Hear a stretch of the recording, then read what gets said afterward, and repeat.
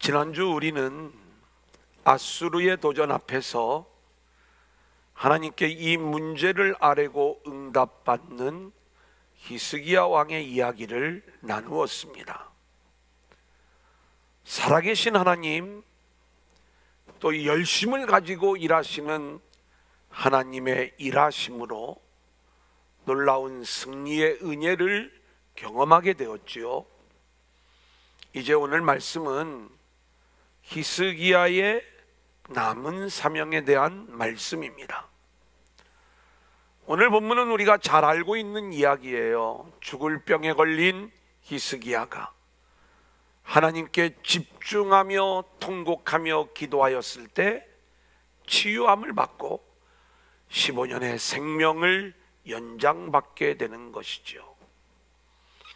여러분, 근데 우리가 이 말씀을 우리가 병에 걸린 자가 하나님께 기도하기만 하면 하나님의 응답을 받게 된다라고 하는 일반적인 내용으로 이 말씀을 접근하는 것은 우리가 이 본문을 오해할 수가 있습니다.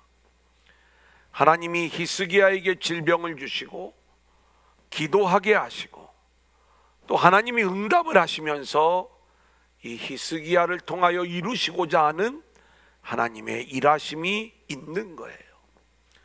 이 이야기 속에 담겨져 있는 복음의 말씀을 우리가 찾아가는 것입니다. 오늘도 주시는 말씀 속에서 저와 여러분 모두가 함께 큰 은혜 받는 귀한 시간들이 될 수 있기를 소원합니다. 자, 첫 번째로 한번 따라해 볼까요? 연장받은 15년. 연장받은 15년. 자, 우리가 히스기야의 이야기를 18장, 19장, 20장 비교적 긴 내용을 계속 공부를 하고 있습니다. 실제로 이스라엘이 남과 북으로 나뉘어진 다음에 북쪽에서는 아합 왕에 대한 이야기가 가장 많은 분량을 차지하고 있고요. 이유는 가장 대표적인 우상 숭배자였기 때문에 그런 거예요. 그리고 남쪽 왕 중에서는 히스기야가 가장 많은 분량을 차지하고 있는데 이유는 가장 신앙적인 모습을 보여준 왕이었기 때문입니다. 그래서 18장부터 20장까지의 내용을 보면 놀라운 전쟁에서의 승리를 거둔 다음에 이 은혜를 좀 만끽하고 행복을 좀 누리며 살아가는 히스기야가 기대되어지는데 그만 죽을 병이 찾아온 거예요. 학자들은 되게 얄궂습니다. 어떤 면이 얄궂냐면 당시에 이제 고대의 역사들을 다 이렇게 찾아가는 거예요. 그래서 실제적으로 이 성경의 히스기야 왕에 대한 여러 보도의 내용들을 종합해보고 그리고 당시의 역사적인 상황들을 생각을 해보면 지금 히스기야가 죽을 병에 걸린 이야기는 전쟁에서 승리를 거둔 다음에 있었던 일이 아니라 원래 시간적으로는 그 이전에 있었던 이야기다. 이렇게 이 내용을 풀어줘요. 하지만 저는 그러한 신학자들의 수고에 별 관심이 없습니다. 왜냐하면 신학자들이 틀렸다는 게 아닙니다. 하나님은 그걸 모르셔서 우리에게 이걸 틀리게 그 순서를 바꿔서 얘기를 해주셨겠어요? 그것이 맞을 수도 있고 틀릴 수도 있지만 분명히 하나님께서는 우리에게 성경을 주셨는데 이 성경을 통해서 하나님이 전쟁 이후에 지금 히스기야의 죽을 병에 대한 이야기를 우리에게 말씀하시는 하나님의 본질적인 의도가 있을 것이다. 이 부분을 말씀을 드리려고 하는 거예요. 우리가 공부하는 것은 이스라엘의 역사가 시대적으로 어떻게 이루어지고 있느냐 이 내용을 우리가 공부하는 게 아니라 하나님이 그 이스라엘의 역사를 소재로 해서 우리에게 말씀하시고자 하는 하나님의 참된 복음이 뭐냐. 그래서 성경 본문의 순서대로 우리에게 말씀을 주셨을 때에 이 말씀 속에 담겨져 있는 우리는 하나님의 마음, 하나님의 의도를 알아가는 것이 복음을 깨닫는 원리가 되는 것입니다. 자, 그래서 그 내용을 보면 오늘 1절에 우리 한번 같이 읽어볼까요? 그때에 시작. 그때 히스기야가 병들어 죽게 되매 아모스의 아들 선지자 이사야가 그에게 나와서 그에게 이르되 여호와의 말씀이 너는 집을 정리하라 내가 죽고 살지 못하리라 하셨나이다. 우리가 지난주에 하나님의 일하심, 살아계신 하나님의 열심에 대한 내용들을 우리가 공부를 했어요. 하루아침에 하나님의 사자를 보내어 18만 5천의 대적들을 물리쳐 버리시는 이 드라마틱한 이야기들을 경험을 했으면 그 은혜를 누려야 되는 거잖아요. 그 은혜를 좀 맛봐야 되는 거잖아요. 그런데 그 승리의 이야기 다음에 히스기야가 죽을 병에 걸렸더라. 우리는 이러한 이야기들을 읽을 때마다 참 불편한 거예요. 아니, 그 죽을 병에 걸리게 하려면 왜 전쟁은 또 이기게 하셨대? 이런 마음을 우리가 갖는 거죠. 자, 그런데 이러한 모습이 대부분의 유한한 인생이 겪는 딜레마와도 같은 그러한 모습 아닙니까? 우리가 젊었을 때 죽으라고 고생을 하면서 이제 좀 뭔가 편히 먹고 살 만한 그러한 상황이 되었는데 죽을 병에 걸리는 거예요. 이런 우픈 이야기들을, 서글픈 이야기들을 우리는 굉장히 많이 접하는 것, 이것이 우리 인생의 이야기인데, 오늘 말씀은 이러한 우리 인간의 어떤 운명과도 같은 이야기를 우리에게 말씀하시는 것이 아니라 이 과정을 통해서 하나님이 진행하시는 일이 있더라, 이 말씀인 거예요. 아멘. 과연 어떤 일을 진행하고 계시느냐? 자, 죽을 병에 걸린 히스기야가 기도하죠.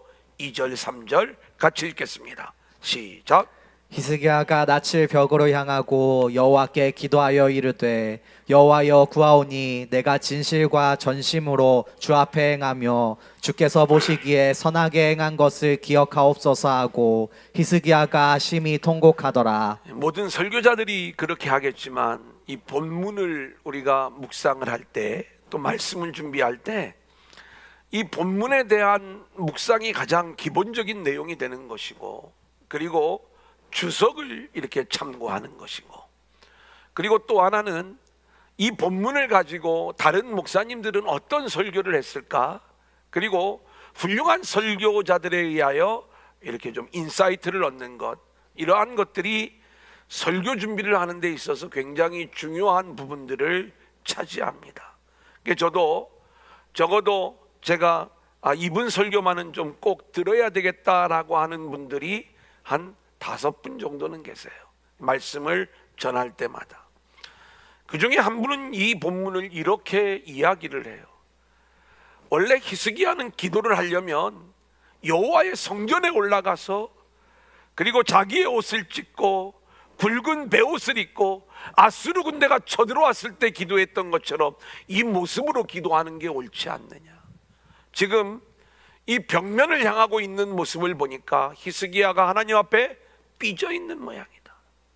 이 내용을 그렇게 풀어가시는 분이 계시더라고요. 물론 훌륭하신 분이기 때문에 또 그 내용도 저는 뭔가 그렇게 묵상이 되어지고 또 그 시각으로 좋은 설교가 세워질 수 있다, 이렇게 생각을 해요. 하지만 우리가 오늘 본문의 내용들을 전체적으로 우리가 읽다 보면은 지금 히스기야는 죽을 병에 걸려 성전에 나아갈 수조차 없는 그러한 상황, 그 상황에서 자기의 그 병석에서 일어나 벽을 향하고 하나님께 전심전력으로 기도하며 매달리는 모습으로 보는 것, 이것이 훨씬 더 자연스럽다, 이렇게 말씀을 드릴 수가 있습니다.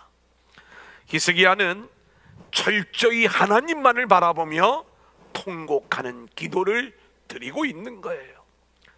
자, 그런데 이 기도의 내용을 보면 또 이전의 기도의 내용과 좀 다른 모습을 보게 됩니다. 제가 지난주에 나눌 때 히스기야가 베옷을 입었다라고 그랬어요. 이 베옷은 자신을 죽은 자로, 심판받아 마땅할 자로 고백하는 그러한 기도의 모습이라고 이야기를 했잖아요.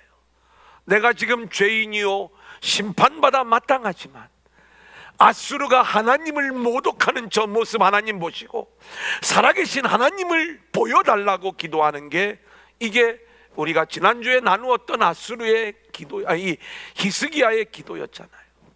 자, 그런데 이번에는 기도할 때 어떤 기도를 하냐면 진실과 전심으로 주 앞에서 행하며 주께서 보시기에 선하게 행했던 내 모습을 좀 기억해 달라고, 그래서 나 좀 살려달라고 이 기도를 드리는 거예요. 히스기야가 교만해서 이러한 기도를 드렸는가? 저는 이 부분도 히스기야의 교만이라기보다는 하나님 앞에 정말로 진실했던 신앙인의 모습이 히스기야였고, 히스기야는 자신이 최선을 다해서 하나님 앞에 진실되고 선한 믿음의 걸음을 걸어왔음을 고백하면서 하나님의 은혜를 구하고 있는, 하나님의 긍휼함을 구하고 있는 기도다, 이렇게 말씀을 드릴 수가 있겠습니다. 하나님의 응답이 임하죠. 자, 4절부터 6절 같이 읽겠습니다. 시작. 이사야가 성읍 가운데까지도 이르기 전에 여호와의 말씀이 그에게 임하여 이르시되 너는 돌아가서 내 백성의 주권자 히스기야에게 이르기를 왕의 조상 다윗의 하나님 여호와의 말씀이 내가 내 기도를 들었고 내 눈물을 보았노라. 내가 너를 낫게 하리니 내가 3일 만에 여호와의 성전에 올라가겠고 내가 내 날에 15년을 더할 것이며 내가 너와 이 성을 아수르 왕의 손에서 구원하고 내가 나를 위하고 또 내 종 다윗을 위함으로 이 성을 보호하리라 하셨다 하라 하셨더라. 자, 오늘 말씀을 보면 하나님의 즉각적인 응답이 임하는 것을 볼 수가 있어요. 4절에 이사야가 성읍 가운데까지도 이르기 전에 이미 여호와의 말씀이 임하였다, 이렇게 말씀을 하고요. 그래, 히스기야에게 주어지는 말씀이 어떤 말씀이냐? 내가 내 기도를 들었다, 내 눈물을 보았다, 내가 너를 낫게 할 것이다. 이제 3일 만에 너가 여호와의 성전에 들어갈 수 있도록 해주겠다. 그리고 너의 인생을 15년 더 살도록 그렇게 내가 인도해 주겠다. 이게 하나님의 응답이었던 거예요. 여러분, 이 장면을 보면 우리는 하나님의 일하심이 때로는 이해가 안 될 때가 있어요. 왜냐하면 이토록 쉽게 응답하실 거면 그냥 15년을 애초에 더 살게 할 것이지, 왜 병에 걸리게 하시고 기도하게 하시고 응답하시면서 15년을 더 연장시켜 주시는가? 여기에는 하나님께서 지금 이 히스기야의 연장된 15년을 통해서 하나님이 하시고자 하시는 일, 히스기야에게 남은 사명이 있는데 히스기야가 아직 그것을 알지 못하는 거예요. 그래, 남은 인생 동안 하나님이 주시는 이 15년의 인생 동안에 히스기야가 마땅히 감당해야 될 남은 사명이 무엇인가를 알려주시면서 그 사명을 감당하기를 하나님이 원하고 계시는 거죠. 어떤 사명일까? 그 내용은 우리가 두 번째, 세 번째 대제에서 함께 나누게 될 거예요. 그런데 이 치료의 방법을 보면 우리가 힌트를 얻을 수 있어요. 7절 우리 한번 같이 읽어볼까요? 시작. 이사야가 이르되 무화과 반죽을 가져오라 하매 우리가 가져다가 그 상처에 놓으니 나으니라. 하나님은 말씀으로만 얼마든지 나을 수 있게 하실 수 있는 분이에요. 그리고 이사야가 손만 얹어도 얼마든지 치유하실 수 있는 분이죠. 무화과 반죽에 어떤 효능이 있는 게 아니라 하나님의 은혜로 치유함을 받는 것, 이게 맞는 말입니다. 자, 그러면 왜 이 무화과 반죽을 사용을 하실까? 제가 기적의 40일 말씀을 우리가 함께 나눌 때 바디메오의 눈을 뜨게 할 적에는 내 믿음이 너를 낫게 하였다, 이 믿음이 너를 낫게 하였다라고 하는 이 사건이 결국 눈을 뜨는 것 정도가 아니라 죄인됨을 불쌍히 여겨달라고 하는 그 기도에 대하여도 믿음 안에서 죄 용서함과 제자로 세워지는 이 바디메오의 이야기가 있었음을 말씀을 드렸어요. 하나님이 말씀으로 고치실 적에는 그러한 의미가 있는 것이고, 날 때부터 맹인된 자는 침으로 진흙을 이겨 그 눈에 바르고 실로암 못에 가서 눈을 씻고 오라고 함으로 눈을 보게 하시는 거죠. 맹인됨, 죄인됨을 드러내시면서 결국 보냄을 받은 자 그리스도 안에서 이 맹인됨의 문제, 죄인됨의 문제가 해결되어지는 복음적 의미가 그 안에 담겨 있다, 이렇게 말씀을 드렸습니다. 무화과, 그러면 성경에서 우리는 무화과 나무의 비유를 통해서도 우리가 알고 있는 것처럼 이 무화과는 이스라엘과 연결되어져요. 유대인과 연결되어져요. 지금 히스기야의 연장된 15년, 치유받아 회복되어 15년의 삶이 연장되어지는 것이 무화과를 향한 사명과 연결이 되어지는 거예요. 그러니까 이스라엘의 회복, 유대인의 회복과 그리고 히스기야의 연장된 15년의 삶이 연결되어지고 있는 이 사명적 이유를 우리가 묵상할 수 있어야 되는 것입니다. 또한 우리는 오늘 말씀 속에서 히스기야가 15년이 연장되었다는 것을 우리가 눈여겨보아야 돼요. 여러분, 저는 좀 소름이 돋았어요. 왜냐하면 제가 은퇴할 때까지 15년 남았다고 말씀을 드렸잖아요. 왜 15년이 또 이렇게 오버랩이 되는 것일까? 제가 30년 목회를 했습니다. 15년이 남았으면 이제 15년 후에는 하나님이 그것도 건강을 주셔야 15년을 할 수가 있는 거고, 15년이 지난 후에는 저는 담임자의 자리에서 내려와야 돼. 안 내려오면 큰일 나요. 그죠? 그런데 보세요. 30년을 열심히 그 사명을 감당해 왔다고 칩시다. 이제 남은 세월이 15년이면 이것밖에 안 남았구나. 이제 이게 내가 하나님 앞에 감당할 마지막 15년이야. 내가 목숨 걸고 최선을 다해서 그 사명 감당해야지, 이 마음을 먹어야 되는 것, 이것이 맞는 방향 아니겠어요? 하나님이 지금 히스기야에게 15년이라고 하는 이 인생을 더하여 줬을 적에 사실은 이게 15년 시한부 인생을 선고받은 거예요. 그러면 여러분 인생 앞으로 1년밖에 못 삽니다, 2년밖에 못 삽니다 하면 마음대로 살 수 있겠어요? 그 남은 인생을 우리가 어떻게 살겠어요? 목숨 걸고 하나님을 향하여 살아가는 모습이 되지 않겠습니까? 여러분, 우리 결심은 그래요. 하지만 우리가 다음 대지에서 나눌 내용이지만 히스기야는 그 15년 동안에 무너져 버리는 거예요.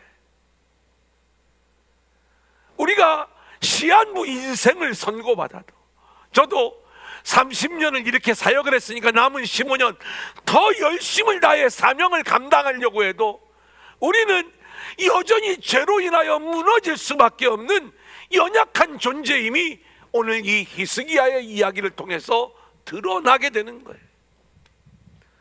연장받는 우리의 삶을 통해서 우리는 철저히 자기에 대한 어떤 과신이 아닌 하나님을 바라보는 믿음 안에서 저와 여러분의 인생이 온전히 세워질 수 있기를 소원합니다. 아멘. 자, 두 번째 한번 따라합니다. 무너진 15년. 무너진 15년.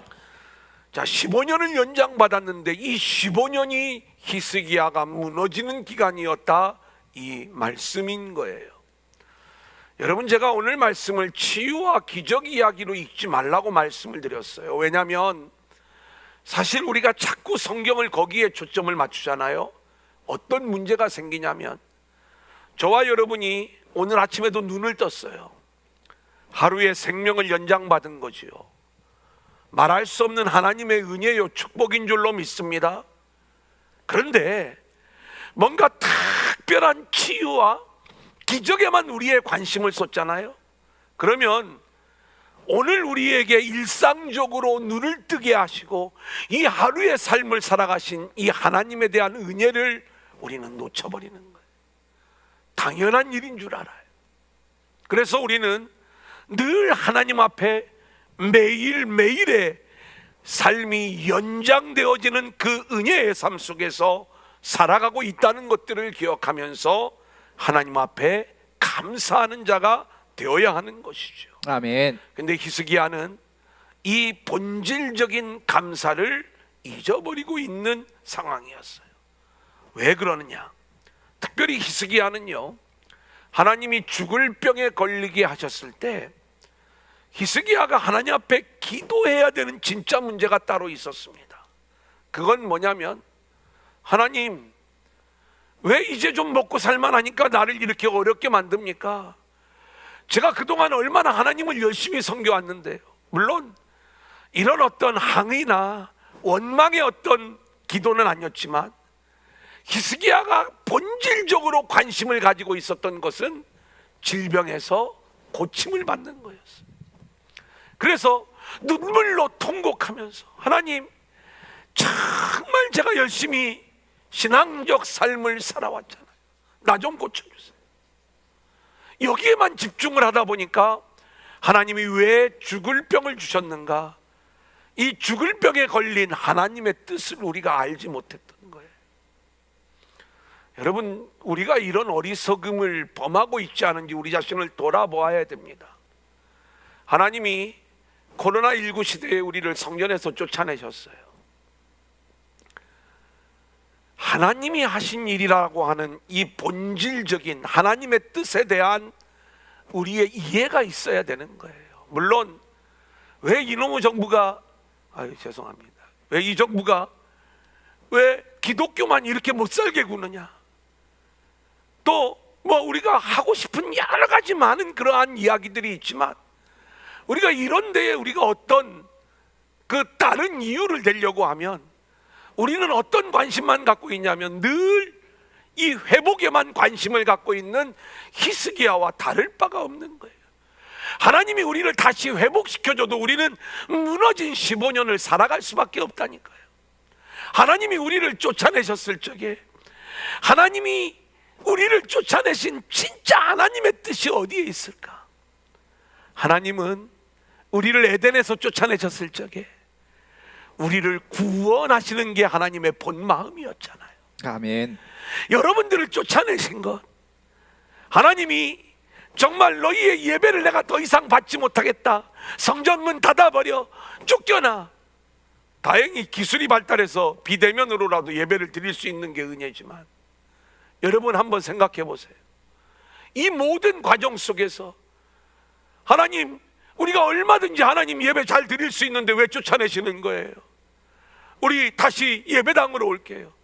뭔가 회복에만 초점을 맞추지 마시고 그 무너진 자리, 쫓겨난 자리에서 다시 우리를 만나 주시고, 아멘. 다시 우리를 회복시켜 주시고, 아멘. 그리고 다시 우리를 온전한 예배자로 세워 가시는 그 하나님의 본질적인 일하심에 우리의 믿음의 시선을 고정시킬 수 있어야 되는, 아멘. 이게 신앙인이 걸어가야 될 참된 걸음이라는 것이죠. 히스기야는요, 하나님의 응답을 받고 나서 하나님께 증거를 구하고 있어요. 하나님이 이미 고쳐주셨는데도 불구하고, 그리고 그 말씀이 임하였음에도 불구하고 내가 3일 만에 일어나 다시 성전에 올라갈 수 있는 그 증거를 좀 보여주세요. 15년 생명 연장의 근거를 좀, 그 증거를 좀 보여주세요. 8절 우리 한번 같이 읽어볼까요? 시작. 히스기야가 이사야에게 이르되 여호와께서 나를 낫게 하시고 3일 만에 여호와의 성전에 올라가게 하실 무슨 징표가 있나이까 하니. 여러분, 증거를 보여달라고 하는 것은요, 과히 잘못된 이야기는 아니에요. 우리가 구체적으로 하나님께 그 증거를 보여달라고 할 수가 있죠. 하나님은 기꺼이 그 증거를 보여주고 있습니다. 9절로 11절 같이 읽어볼까요? 시작. 이사야가 이르되 여호와께서 하신 말씀을 응하게 하실 일에 대하여 여호와께로부터 왕에게 한 징표가 이 말이이다.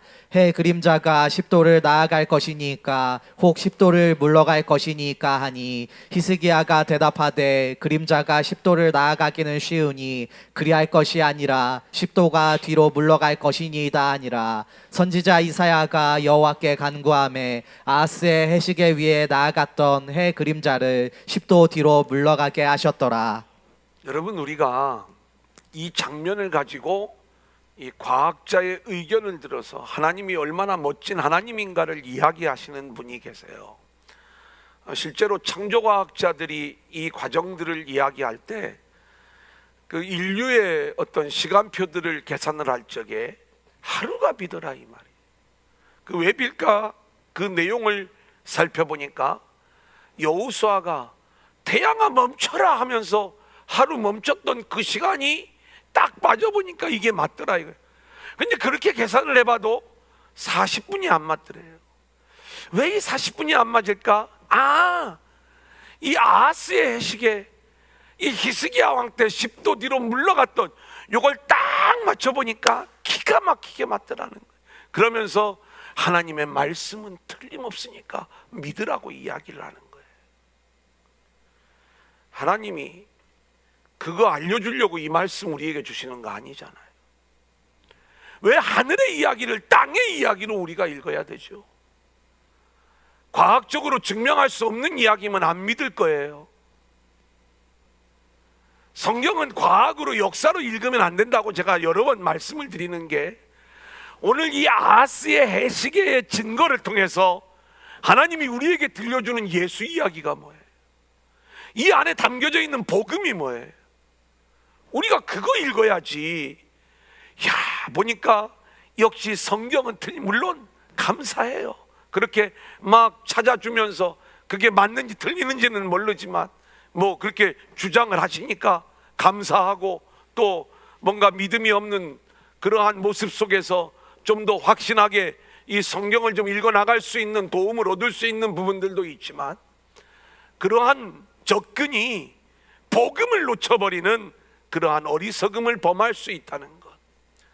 여러분, 아하스가 누군지 아세요? 우리가 한 달 전쯤에 공부를 했어요. 히스기야의 아버지예요. 우리가 히스기야를 18장 19장이 계속 공부해 오고, 또 북왕국을 중간에 한번 공부를 하니까 한 달 전쯤 이야기를 아하스 다 잊어버린 거예요. 이 아하스는요, 히스기야의 아버지고 므낫세는 히스기야의 아들인데, 이 둘이 남쪽 유다에서 가장 악한 왕이었어요. 우리 아하스를 공부할 때 아마 기억나실 거예요. 아람과 이스라엘 연합군이 쳐들어와요. 그때 이 아하스는 누구를 의지하냐면 신흥 강국이었던 아수르를 의지하면서 이 아람 이스라엘 연합군을 몰아내는 이 일들을 진행을 하죠. 이때 하나님이 이사야 선지자를 보내어 가지고 아수르를 의지하지 말고 하나님을 의지해라. 내가 유다를 구원할 것이다. 너가 좀 징조를 구해봐라. 내가 징조를 보여줄 것이다. 이렇게 이야기를 해요. 그때 아하스가 하나님 앞에 징조를 구했으면 좋았는데, 나는 징조를 구하지 않겠습니다. 여호와 하나님을 시험하지 않겠습니다. 이렇게 대답을 하죠. 그 대답의 이유가 뭐예요? 이미 마음속에 아수르를 의지하겠다라고 하는 이 인본주의 해답을 갖고 있었기 때문에 그런 거예요. 그때 하나님은 이사야 선지자를 통해서 강권적으로 하나님이 행하실 그 징조를 말씀해 주는데, 그게 이사야 7장 14절이에요. 우리 한번 같이 읽겠습니다. 시작. 그러므로 주께서 친히 징조를 너희에게 주실 것이라. 보라, 처녀가 잉태하여 아들을 낳을 것이요 그의 이름을 임마누엘이라 하리라. 여러분, 아하스에게 하나님이 말씀하셨던 징조는요, 임마누엘이에요. 하나님이 너희와 함께 할 것이다. 아멘. 이 임마누엘의 성취는 결국 예수님이 이 땅에 오셔서 우리와 함께 하심으로 우리를 구원해내는 그 징조를 하나님이 아하스에게 보여주셨던 거예요. 아멘. 오늘 그 똑같은 징조의 이야기가 히스기야에게 주어지는데, 왜 하필이면 아하스의 해시계냐? 주석책을 보면 이 아하스가 이 해시계를 어디에 영향을 받아가지고 이런 모양으로 개발했을 것이다. 그래요. 근데 왜 아하스의 이야기가 나오느냐? 하나님이 아하스에게 보여주었던 그 증거, 그 증거의 연속선상에서 히스기야에게 말씀해 주시는 내용이 뭐예요? 지금 히스기야의 남은 사명은 임마누엘의 하나님과 연결되어져 결국 하나님이 우리와 함께 하심으로 이스라엘을, 유다를 구원해내시는 하나님의 이야기에 히스기야의 남은 사명이 있다는 것을 보여주는 말씀인 거예요. 아멘. 여러분, 그런데 이 히스기야가 이 하나님의 뜻을 모르기에 결국 15년의 삶이 무너진 15년으로 드러나지요. 대표적으로 두 가지 사건만 우리가 한번 찾아보도록 하겠습니다. 열왕기하 21장 1절 우리 한번 같이 읽어볼까요? 시작. 므낫세가 왕이 될 때의 나이가 12세라 예루살렘에서 55년간 다스리니라. 그의 어머니의 이름은 헵시바더라. 여러분, 여기 보면 히스기야의 아들 므낫세가, 히스기야가 죽고 이제 왕이 되는 거예요. 근데 왕이 되는데 12살이에요. 이게 뭘 우리가 생각할 수 있냐면 그러면 히스기야가 15년을 더 살지 못하고 그냥 죽었으면 므낫세는 없었네. 그러니까 연장을 받고 난 다음에 3년이 지난 다음에 태어난 아들이 므낫세. 여러분, 이 장면을 우리가 생각을 하면 지금 하나님은 어떤 일을 좀 진행을 하시냐면, 많은 분들이 이 본문을 가지고 이렇게 이야기할 때가 있어요. 히스기야가 15년을 더 살지 않고 그냥 죽었으면 므낫세는 태어나요, 안 태어나요? 안 태어나지요. 그러면 가장 악한 왕 므낫세가 안 태어나니까 히스기야, 네가 죽는 게 정답이었어. 우리가 이 내용을 그렇게 풀어갈 수가 있겠죠.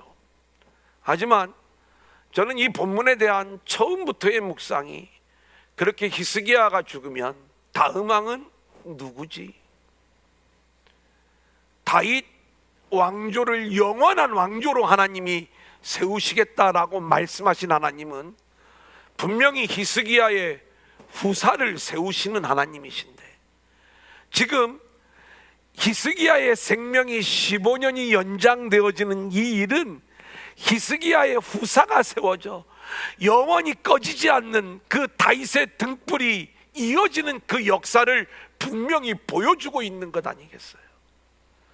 지금 하나님은 한 사람의 생명을 15년 연장시켜주는 이 일에 관심이 있는 게 아니라 다윗과의 언약 안에서 영원히 꺼지지 않는 그 등불을 남겨놓아 히스기야의 후사를 세워 하나님 나라의 구속사를 완성해 나가는 이 일들을 진행하는 이 일에 하나님의 관심이 있는 거예요. 히스기야는 어디에 관심이 있어요? 내가 죽고 사는 거에 관심이 있는 거예요. 하나님의 관심은요, 히스기야의 후사를 세우는 데 관심이 있는 거예요. 결국 하나님의 뜻대로 후사가 세워져요. 하지만 이 후사를 세우는 일에 관심이 없었기 때문에 그 후사가 가장 악한 왕으로 드러나는 거예요. 저는 이 말씀을 대하면서 하나님이 저와 여러분의 생명을 연장시켜 주시는 것은요, 후사를 세우시는 이 일에 저와 여러분이 쓰임 받아야 된다, 이 말씀을 우리가 들을 수 있어야 된다, 이 말씀인 것입니다. 아멘. 우리 교회의 후사는 누구예요? 다음 세대잖아요. 우리 주일학교 어떻게 할 거예요? 우리 청소년국 어떻게 할 거예요? 다행히 청년들은 그래도 이 코로나에 아랑곳하지 않고 오라고 하면 걸리건 말건 다 이렇게 나올 준비가 되어 있는 것처럼 보여서 감사하기는 한데, 여러분 보세요. 지금 이 코로나로 인해서 가장 어려움을 겪고 있는 곳이 이 어린이 다음 세대 청소년 이들이에요. 우리도 마찬가지. 제가 사역자회를 하면서 망할 것 같다 이 얘기를 해요. 교회가 망하는 건 망할 수 있죠. 하나님이 망하게 하시면 망해야죠. 근데 보세요, 교회가 망할 것 같은 게 문제가 아니라 지금 어른들은 얼마든지 우리가 여러 가지 모양으로 접촉하고 또 소통하고 연결되어지고, 그리고 제가 7월 8월 동안에 우리가 금요일마다 아마 여름 수련회 합니다 하면서 금요일마다 막 뜨겁게 모여서 기도하고 모일 수 있을 때 좀 모이십시오 그래가면서 열심히 모여. 그러다 보니까 지금 비록 비대면으로 예배를 하지만 이 연결점들이 잘 되어져 있어요, 어느 정도. 그런데 우리 어린이 이 다음 세대들은요, 이미 2월부터 겨울 행사도 제대로 못한 상태에서 여름 성경학교를 온라인으로 진행했지만 얼마만큼 이것이 채워지고 있는지도 모르고 이 강력한 이 연결과 소통이 이루어지지 않는 상태에서 과연 이 과정이 끝나고 나면 얼마만큼 살아남아 있을까? 우리가 생각을 하면 하나님이 후사를 준비해라 준비해라 준비해라 이 말씀을 우리 가운데 주시는데 우리가 얼마만큼 다음 세대를 향한 준비가 되어지고 있느냐? 여러분 얼마만큼 관심이 있는 거예요? 우리 교회 안에 지금 다음 세대 예배가 어떻게 준비가 되어지고 있는지. 사역자 혼자 아니면 둘이 도와주시는 분들이 애를 쓰면서 영상을 찍고 그걸 만들어서 예배를 올린들, 우리 어머니들이 그 아이 데려다 앉혀놓고 함께 예배하고 함께 가르치고 함께 교사가 되어지지 않으면 이게 어떻게 이 교육들이 이루어지겠어요? 최고의 교육 자료를 갖다 놓은들 뭔가 그 일들이 이루어지겠느냐, 이 말씀인 거예요. 나만 먹고 사는 그 일에 관심을 갖는다면 15년의 삶이 연장받아도 그 삶은 결국 무너진 15년이 될 수밖에 없다는 것, 성경은 이 부분을 우리 가운데 말씀하고 있는 거예요. 또 하나의 문제, 히스기야는요 15년의 삶을 연장받을 적에 생명만 연장받은 게 아니라 하나님의 어마어마한 은혜와 축복을 받게 됩니다. 이 내용은 역대하 말씀에 더 자세히 기록이 되어져 있어요. 볼까요? 역대하 32장 27절로 31절이에요. 시작. 히스기야가 부와 영광이 지극한지라 이에 은금과 보석과 향품과 방패와 온갖 보배로운 그릇들을 위하여 창고를 세우며 곡식과 새 포도주와 기름의 산물을 위하여 창고를 세우며 온갖 짐승의 외양간을 세우며 양떼의 우리를 갖추며 양떼와 많은 소떼를 위하여 성읍들을 세웠으니 이는 하나님이 그에게 재산을 심히 많이 주셨음이며 이 히스기야가 또 기온의 윗샘물을 막아 그 아래로부터 다윗성 서쪽으로 곧게 끌어들였으니 히스기야가 그의 모든 일에 형통하였더라. 그러나 바벨론 방백들이 히스기야에게 사신을 보내어 그 땅에서 나타난 이적을 물을 때에 하나님이 히스기야를 떠나시고 그의 심중에 있는 것을 다 알고자 하사 시험하셨더라. 아멘. 여러분 이 말씀을 보면 하나님이 15년의 생명 연장으로 끝난 게 아니라 얼마나 큰 은혜를 부어주셨는가. 여기 27절에 보면 히스기야가 부와 영광이 지극한지라, 얼마나 많은 소떼와 양떼를 주셨으면 그것들을 이렇게 모을 수 있는 성읍들까지 세워야 되는가. 또 히스기야의 터널, 히스기야의 샘물, 아주 유명한 업적 중에 하나지요. 이 모든 일들을 이루어가면서 하나님이 히스기야의 모든 일에 형통하게 하였더라, 이렇게 말씀하고 있는 거예요. 하나님이 히스기야를 형통하게 하시는 일은 유다를, 예루살렘을 온전히 회복시키기 위함이었어요. 그런데 히스기야는 이걸 놓치고 있는 거예요. 그 은혜를 혼자 누리면서 그것을 자기를 드러내고 자기를 과시하고 자기 영광을 위한 도구로 삼아버린 거죠. 그게 오늘 본문 20장 12절 13절입니다. 같이 읽어볼까요? 시작. 그때 발라단의 아들 바벨론의 왕 브로닥 발라단이 히스기야가 병들었다함을 듣고 편지와 예물을 그에게 보낸지라. 히스기야가 사자들의 말을 듣고 자기 보물고의 금은과 향품과 보배로운 기름과 그의 군기고와 창고의 모든 것을 다 사자들에게 보였는데 왕궁과 그의 나라 안에 있는 모든 것 중에서 히스기야가 그에게 보이지 아니한 것이 없더라. 여러분이 바벨론은 당시에 신흥 국가였어요. 지금 그 바벨론의 나라에 어떤 이야기가 들려 있는가? 지금 보면 아수르가 이 예루살렘을 공격하러 왔다가 다 죽고 도망갔다는 그 이야기가 들려와요. 근데 히스기야가 죽을 병에 걸렸는데 다시 살아났다는 거예요. 그래 축하 사절단을 보낸 거죠. 이때 히스기야는 자기에게 주어진 15년 그리고 이 놀라운 승리와 은혜의 증거들은 전적으로 하나님이 하신 일이요 하나님의 은혜라는 걸 왜 몰랐겠어요. 하지만 그렇게 자신을 축하하러 온 사람들 앞에서 여지없이 그 승리의 증거물들을 내어놓으면서 자기 과시, 자기 영광의 삶으로 바뀌어져 버린 그 모습을 우리가 보게 되는 거죠. 다 보여주고 싶고 다 자랑하고 싶은 거예요. 저도 그런 마음이 있어요. 제가 성전을 건축한 교회를 가보면 우리는 교회 참 이쁘네요. 괜찮다. 그래 충분히 봤는데 이제 좀 그만 봤으면 좋겠는데 막 목사님들이 그냥 여기도 와보라고 그래 가봤더니 뭐 별로 중요한 장소도 아닌데 막 거기에도 보니까 이런저런 성물들이 우리 교인들이 헌신해서 여기다 다 갖다 놓는 거라. 그 얘기 좀 막 자랑하고 싶어서 보여주고 그래 또 다 봤나 했더니 여기 또 와보라고 그래 거기 또 가면 또 자랑하고. 이게 우리들 마음이에요. 전들 안 그러겠어요? 뭔가 좋은 일이 있으면 자랑하고 싶은 일들이 있으면 늘 자랑할 수밖에 없는 것. 이것이 하나님을 향한 반역이라는 것을 우리가 놓치면 안 되는 거예요. 아멘. 결국 이 일로 우리는 무너지게 되는 거예요. 저는요 비교하고 경쟁하는 마음이 저한테는 없는 줄 알았어요. 제가 이 실시간 예배를 드리면서 다른 교회는 실시간 예배를 어떻게 드리는지를 찾아봅니다. 그 교회의 교세를 제가 대충 알아요. 몇 퍼센트 정도가 이 온라인 예배에 들어오는가 그 수치를 좀 따져보고요. 그리고 성도들의 반응을 좀 봐요. 그리고 제가 좀 들어봅니다.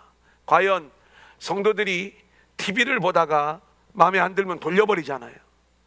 뭔가 집중이 안 되면 찬양부터 내가 모르는 찬양을 부르면 채널 돌려버립니다. 제가 우리 성도님들에게 본방은 좀 사수하라고 제가 말씀을 드리잖아요. 그죠? 어떻게 하면 우리가 채널을 안 돌리고 이 예배를 함께 드릴 수 있을까? 이 부분들을 보는 거잖아요. 어떤 교회는 보면 질투나요. 너무 잘해요. 근데 대체로 우리 교회가 못하는 편은 아닙니다. 잘합니다. 그게 제가 이야기할 때가 있어요. 이렇게 좀 해. 이제 후배나 아니면 다른 교회 목사님들하고 이야기하면서 우리는 이렇게 지금 진행한다. 이렇게 좀 진행한다. 또 우리가 못하는 거 있으면 제가 좀 미리 좀 예배 좀 준비를 해놔. 11시가 다 됐는데 도대체 예배가 시작이 되는지 안 되는지 아직까지도 뜨지도 않고 새벽에 보면 5시가 이미 지나가고 있는데 오늘 새벽 기도 안 하나? 이런 생각이 들 정도로 아직 시작도 안 되고 5분 전부터 카운트다운이 들어가야 되고 이런 여러 가지 이야기들을 해도 이게 다 저도 너미 거 보고 배우는 거지요. 안 보냐 이거예요. 이 내용을 좀 보고 좀 발전적인 것들을 해라. 그런데 이 안에는 우리가 어떤 마음을 갖고 있어요? 뭔가 비교하고 경쟁하면서 자랑하고픈 마음, 뭔가 우리를 드러내고픈 이 마음이 우리 안에 남아있는 것, 우리가 이것을 어찌할 수가 없는 거예요. 여러분, 이렇게 자기 과시, 자기 영광의 마음이 하나님을 반역하는 마음이요, 결국 이 마음으로 우리는 15년의 세월이 무너지게 된다는 것을 잊지 말아야 되는 것입니다. 아멘. 이제 오늘 마지막 대지입니다. 한번 따라하겠습니다. 여호와의 말씀이 선하니이다. 여호와의 말씀이 선하니이다. 자, 오늘 결론적 메시지는 하나님의 말씀에 우리가 집중하려고 해요. 성경을 우리가 읽어나갈 적에 우리는 오늘 말씀 속에 하나님이 등장하고 히스기야가 등장을 해요. 이사야가 등장을 해요. 그런데 히스기야의 이야기는 잠깐 내려놓고요, 하나님에게만 우리가 이렇게 동그라미를 쳐가면서 읽어보면 하나님이 하시는 말씀이 히스기야의 연장된 15년과 직접적으로 연결이 되어지는 걸 우리가 보게 돼요. 자, 첫 번째 어떤 말씀을 하는가? 1절 다시 한번 읽어봅니다. 시작. 그때 히스기야가 병들어 죽게 되매 아모스의 아들 선지자 이사야가 그에게 나와서 그에게 이르되 여호와의 말씀이 너는 집을 정리하라. 내가 죽고 살지 못하리라 하셨나이다. 한번 따라합니다. 너는 집을 정리하라. 너는 집을 정리하라. 너는 집을 정리하라. 너는 집을 정리하라. 여러분, 우리는 지금 이 코로나19로 인하여 비대면 예배를 드리면서 우리는 동일한 하나님의 음성을 좀 들을 수 있어야 되는 거예요. 하나님은 히스기야를 죽을 병에서 살리는 일을 하는 게 아니라 히스기야의 집을 정리해서 너 지금 후사가 없는 네 모습을 좀 봐. 후사가 세워져야 되는 거야. 내가 그 일을 위하여 지금 한 일을 진행하고 있는 거야. 지금 우리가 비대면 예배를 드리면서 우리는 우리 집을 정리해야 돼요. 우리가 어떻게 하면 하나님 나라가 연속선상에서 계속 그 사명을 감당할 수 있는 공동체로 우리 공동체가 세워질 수 있는가? 후사가 없어요. 다음 세대가 무너지고 있어요. 우리는 그 모습들을 바라보면서 이제 하나님이 우리를 지금 이 과정으로 몰아내시는 것은 우리의 실상을 보게 하시는 거예요. 아멘. 다음 세대를 우리가 준비해야 되겠구나. 아멘. 여러분 마음에 이 마음이 좀 불일듯 일어나기를 소망합니다. 아멘. 그래서 이제는 이 과정으로 우리가 회복으로 끝나는 게 아니라 후사를 준비하는, 다음 세대를 준비하는 그 하나님의 음성 앞에 우리가 순종하며 나아가야 되는 거예요. 아멘. 이것을 준비하지 않으면 우리 때는 잘 먹고 살 수 있을지 몰라요. 하지만 므낫세가 가장 악한 왕으로 등장하는 것처럼 우리의 다음 세대가 가장 악한 세대로 우리 앞에 나타날지도 모른다는 것. 여러분, 이거 우리가 그냥 넘어갈 문제가 아닌 거예요. 두 번째, 이 성을 보호하시겠다 말씀하세요. 20장 6절을 우리가 세 번역으로 읽겠습니다. 여러분 화면을 봐주세요. 시작. 내가 너의 목숨을 15해 더 연장시키고 너와 이 도성을 아시리아 왕의 손에서 구하여서 이 도성을 보호하겠다. 내 명성을 지키기 위해서라도, 그리고 내 종 다윗을 보아서라도 내가 이 도성을 보호하겠다. 여러분, 지금 이 하나님의 말씀이요, 이 히스기야를 얼마나 하나님이 사랑하고 계시는지 몰라요. 왜냐하면 5절에 보면 하나님이 이 히스기야를 내 백성의 주권자라고 인정을 해주시거든요. 여러분, 이스라엘의, 유다의 진정한 주권자는 하나님이시죠. 그 주권자의 자리에 이 히스기야를 인정해 주는 거예요. 다윗에게 하나님이 주권자로 인정을 해주셨거든요. 그런데 히스기야도 동일한 인정을 받는 거예요. 여러분, 이게 얼마나 큰 은혜와 축복입니까? 그런데 이 히스기야의 생명을 연장시켜 주시는 이유는 내가 다윗과 맺은 언약이 있는데 다윗을 위하여 내가 이 성을 지켜줄 거야, 보호해 줄 거야, 회복시켜 줄 거야. 여러분, 하나님이 저와 여러분의 생명을 거두어 가지 않고 교회를 완전히 폐하지 아니하시고 뭔가 다시 생명을 연장시켜 주시면서 15년의 삶을 더하여 주시는 것은요, 다윗을 위하여 예수 그리스도로 인하여 다시 이 성을, 이 공동체를 보호해 주심으로 하나님 나라를 완성해 가시는 하나님의 일을 진행하시는 거예요. 아멘. 그러니까 우리는 이 연장받은 삶을 나의 영광을 위하여 살아갈 것이 아니라 철저히 하나님 나라의 회복을 위하여 남은 사명을 감당하는 인생들이 되어야 될 줄로 믿습니다. 아멘. 자, 그런데 이 일에 히스기야가 실패했다는 거죠. 그 실패한 히스기야에게 하나님의 심판이 임하는 거예요. 17절, 18절 우리 같이 읽어볼까요? 시작. 여호와의 말씀이 날이 이르리니 왕궁의 모든 것과 왕의 조상들이 오늘까지 쌓아두었던 것이 바벨론으로 옮긴 바 되고 하나도 남지 아니할 것이요, 또 왕의 몸에서 날 아들 중에서 사로잡혀 바벨론 왕궁의 환관이 되리라 하셨나이다 하니. 히스기야가 새 생명을 얻은 후 하나님의 뜻을 알지 못했어요. 15년 연장의 삶의 의미, 남은 사명, 여기에 관심을 갖지 않고 자기 영광의 삶을 살았을 때, 또 하나님이 주신 은혜와 영광을 자기 영광으로 삼았을 때 하나님은 히스기야와 유다를 향한 심판을 선포하시죠. 이 하나님의 심판의 선포 앞에서 히스기야의 모습이 감동입니다. 19절 우리 한번 같이 읽겠습니다. 시작. 히스기야가 이사야에게 이르되 당신이 전한 바 여호와의 말씀이 선하니이다 하고 또 이르되 만일 내가 사는 날에 태평과 진실이 있을진데 어찌 선하지 아니하리요 하니라. 한번 따라합니다. 여호와의 말씀이 선하니이다. 여호와의 말씀이 선하니이다. 여러분, 하나님의 심판의 말씀이 쏟아지는데 그 말씀이 선하다고 고백을 하는 거예요. 우리가 그 다음 내용을 통해서 아마 이 심판이 히스기야 때는 이루어지지 않고 그의 후손의 때에 이루어지는데, 아, 나는 편하게 먹고 살으니까 하나님 감사합니다, 하나님은 선하신 하나님입니다, 이걸 고백하는 게 아니에요. 하나님의 심판이 선포되었을 때 히스기야는 남은 15년 역시 나는 죄인으로 드러나는 15년이 될 수밖에 없었고, 결국 선하신 하나님의 은혜가 아니면 나는 살 수가 없는구나.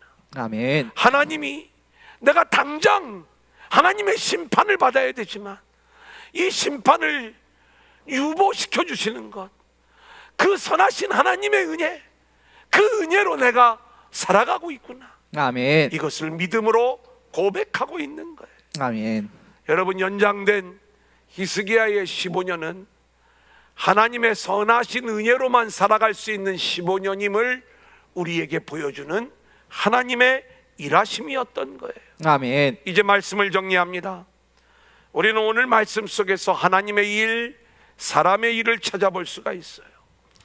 이 세상에서 우리가 겪는 모든 일의 중심에는 하나님이 계시는 거예요. 아멘. 하나님이 히스기야에게 죽을 병을 주시고 기도하게 하세요. 그리고 그 기도에 응답하시면서 다시 생명을 연장시켜 주시는 것은 그 안에 하나님의 언약을 이루시고자 하는 하나님의 일하심이 있는 거죠. 아멘. 후사를 세우시고 예루살렘을 다시 지켜주시고, 그리고 하나님의 선하신 은혜로만 살아갈 수 있는 믿음의 세계를 우리 가운데 가르쳐 주시는 거예요. 아멘. 여러분, 이게 하나님이 진행하시는 구속사인 것입니다. 아멘. 코로나19로 인해 우리 모두가 성전에서 쫓겨난 모습이에요. 우리는 여전히 자기 중심적 사고에 갇혀 회복에만 관심을 기울이고 있는데, 우리는 이 과정을 통해서 하나님이 하시는 하늘의 일에 우리의 눈을 고정시킬 수 있어야 되는 거예요. 아멘. 후사를 준비해라. 아멘. 다음 세대를 준비해라. 아멘. 하나님 나라를 회복시키는 이 일에 남은 사명을 감당해라. 아멘. 하나님의 선하신 은혜로만 살 수 있는 이 복음의 원리를 깨닫고 오직 하나님만 붙잡는 인생들이 되어라. 아멘. 여러분, 이것이 오늘 말씀을 통해서 우리에게 주시는 하나님의 일하심인 것입니다. 아멘. 히스기야에게 주어진 15년의 삶은 개인적 영광의 삶이 아니었어요. 개인적 영광의 시간이 아니에요. 하나님의 일, 하나님이 주신 남은 사명을 감당하는 구속사의 시간인 거예요. 아멘. 이제 우리가 다시 하나님이 우리를 회복시켜 우리가 성전에 모이는 그날, 나 개인의 영광을 위한 인생을 살지 마시고 하나님이 우리에게 주신 남은 사명을 감당하는 자들로 저와 여러분들이 다시 모일 수 있기를 소원합니다. 그런 모습 속에서 자신의 영광을 위한 삶이 아닌 하나님의 영광을 위하여 남은 사명을 감당하는 인생들이 되시기를 주님의 이름으로 간절히 축원합니다. 아멘. 자, 오늘 말씀을 붙잡고 우리가 함께 기도하며 나아가기를 원합니다.